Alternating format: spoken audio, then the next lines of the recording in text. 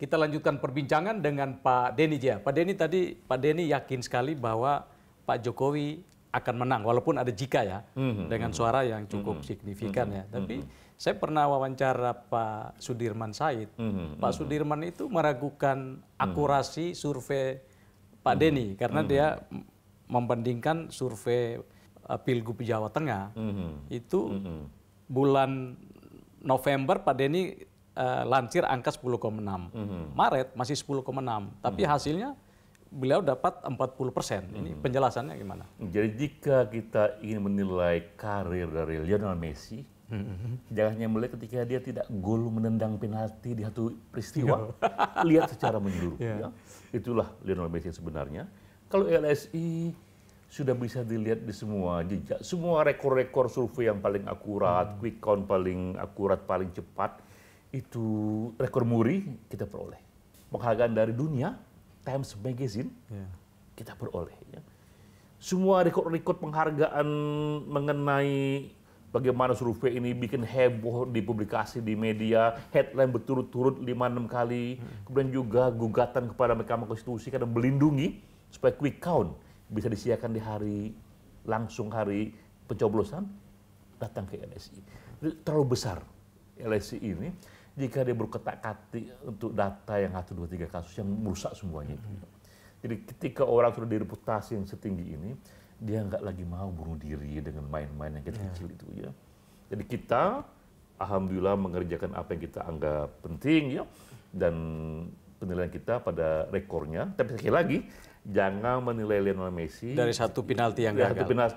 Tapi penjelasan Jawa Tengah gimana tuh? Kalau Jawa Tengah nggak ada yang masalah. Kita sudah katakan sejak awal yang menang adalah Ganjar Pranowo.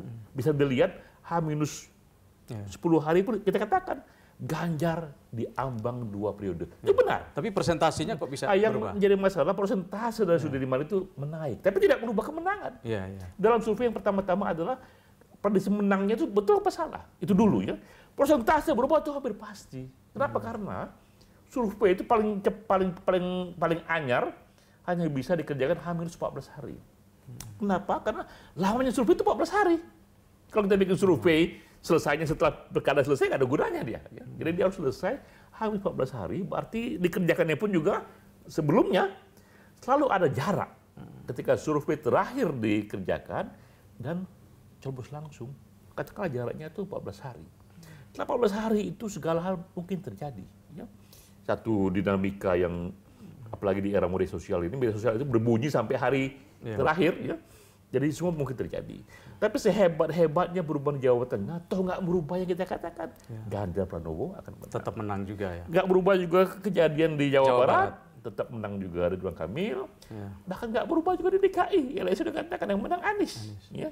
Itu bisa dilacak melalui Om Google itu. Jadi nggak ada yang salah di sana ya.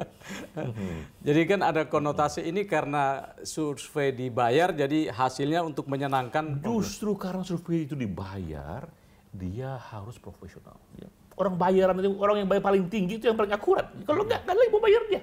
Ya. Nggak mungkin LSI itu bikin survei dari dana sendiri. Pasti ada yang bayar. Mustahil nggak ada yang bayar itu. Kalau kita bayar sendiri, kita gaji sendiri, mati kita ya. Justru karena dia dibayar, dia bertanggung jawab pada akurasi rekomendasi sebagus mungkin. Rekomendasi sebagus mungkin harus berangkat dari data seakurat mungkin. Justru itu.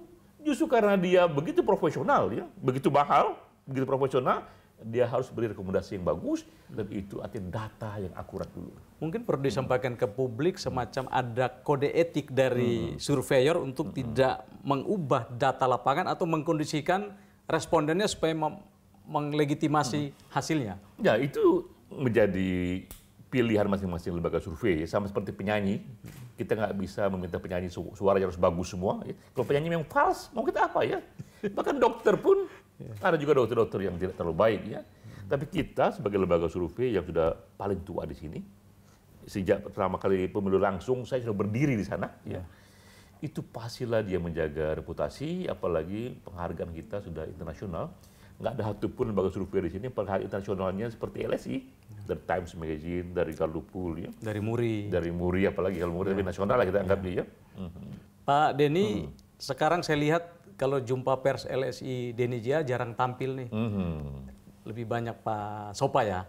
Yang Pak Sopa, Pak Haji, yang lain-lainnya. Ya, ini kenapa nih? Ini mulai di belakang layar atau udah? Ya, jadi kita bilang bahwa saatnya itu sang juara itu turun sebelum terlalu turun ininya itu, performance-nya itu ya. Dan yang penting lagi memang harus terjadi kaderisasi. Jadi saya anggap bahwa LS ini harus hidup lebih tua dari saya, seperti Galupul. Dia masih hidup ketika Galupnya udah mati. Harispul masih hidup ketika Harisnya sudah mati. Berarti ada kaderisasi di sana, karena survei ini akan setua demokrasi langsung. Selama ada demokrasi, paketnya lembaga survei. Jadi akan lebih tua dari umur saya, karena itu saya perlu tahu situasi ketika cukup bagi saya untuk berperan, selanjutnya adalah membangun kaderisasi, sehingga yang muncul adalah lembaga, tak lagi individu saya itu. Ini sudah tidak begitu aktif di survei, aktivitasnya saya lihat itu banyak tampil di kegiatan-kegiatan seni, puisi. Ya, ceritanya jadi, gimana bisa puisi gini, Pak? Saya ini tidak 24 jam menjadi konsultan politik. Terutama saya awalnya adalah intelektual, aktivis, saya berjuang untuk Indonesia tanpa diskriminasi. Lalu saya punya gambaran bahwa gerakan ini jauh lebih efektif jika dia muncul dalam bentuk musik atau puisi. Pertama kali saya bikin puisinya itu. Puisi mengenai isu-isu diskriminasi. Saya buat juga tidak hanya puisi biasa. Kalau puisi biasa sudah ada Rendra, Sapardi, apa lagi? Puisi apa? Saya buat puisi esai. Ini dianggap juga genre baru karena ini puisinya panjang sekali, berbabak, ada risetnya, ada catatan kakinya. Seperti makalah, awalnya orang ketawa. Ini puisi apa nih? Ini puisi apa? Sekarang puisi ini sudah sampai di ASEAN. Pak Denny sudah menjadi figur yang sukses ya. Kalau kita bicara soal survei politik, orang langsung identikan dengan seorang Denny J.A. karena menjadi pelopor dan hasil surveinya akurasinya termasuk cukup tinggi ya Pak Denny ya. Ini Pak Denny pernah membayangkan nggak waktu kuliah dulu suatu saat akan jadi orang seperti pada level ini? Nah, itu yang saya tidak nyangka karena saya belajar ini tahun 92. Ketika Pak Harto di puncak-puncaknya Singgasana. Nggak ada gunanya survei waktu itu. Siapa jadi presiden, jadi anggota DPR, partai tergantung Pak Harto. Tapi saya pelajari ini, statistik, opini publik, karena kecintaan pada ilmu pengetahuan. Saya pun nggak tahu nih buat apa saya belajar ini ya. Saya belajar ini di Amerika, tiba-tiba tahun 98 reformasi dan politik berubah. Tiba-tiba orang butuh mengetahui bagaimana caranya supaya dia terpilih, dilihat banyak. Ya. Opini publik apa yang mempengaruhi, mengapa seorang populer, mengapa tidak populer lagi, bagaimana bikin populer, orang pengen tahu sainsnya. Saya kuasai itu. Saya datang bersama teman-teman membawa ini. Ya. Bedanya teman-teman kepentingannya akademik saja. Waktu itu menjelaskan secara akademik, saya lebih jauh lagi. Wah, saya bilang ini tidak hanya akademik ini. Ini ada sisi industrinya juga ini. Yang juga bisa memberikan kelimpahan yang lebih banyak ya. Jika orang bilang, waduh dulu sebelum Denny ini, ilmu politik itu adalah air mata. Kenapa gitu? Sekarang sejak dia datang jadi mata air. Mata air. Karena sudah jadi bisnis besar nih. Ya, kan dulu ilmu politiknya, ilmu yang tidak terlalu banyak sisi ekonominya ya, sisi komersilnya. Sekarang lumayan sisi komersilnya itu ya, sehingga bisa memberi kelimpahan kepada mereka yang ada di sana itu. Berarti dari air mata jadi mata air. Ini mata air sudah jadi orang kaya nih. Tidak juga, cuma kegiatan sosial saya cukup besar ya. Saya menyumbang banyak sekali untuk kegiatan puisi. Saya membuat gerakan yang saya biayai sendiri, gerakan Pancasila ya. Orang tahu bahwa saya berderma dengan dana saya sendiri untuk gerakan sosial yang memang tidak komersil dia. Ya. Gerakan Pancasila, gerakan puisi esai, itu semua gerakan yang sifatnya investasi sosial yang saya biayai sendiri itu. Alhamdulillah dari sebagian profit di mata air ya. Ini, ya. Itu pengaruh istri dalam perjalanan hidup seorang Denny J.A.? Ya, memang orang bilang di balik setiap laki-laki yang sukses berdiri wanita yang kuat yang mengatakan kepada dia apapun ketika dia salah dan benar.